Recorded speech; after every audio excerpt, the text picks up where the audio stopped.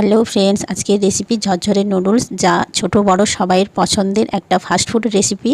চলো তবে দেখে নাও। একটা প্যানের মধ্যে কিছুটা পরিমাণ জল, দুটো নুডলস সামান্য লবণ দিয়ে গ্যাসের মধ্যে বসিয়ে 1 মিনিট মতো ফুটিয়ে নেব। দিয়ে সঙ্গে সঙ্গে ছেঁকে নুডলস ঠান্ডা করে নেব।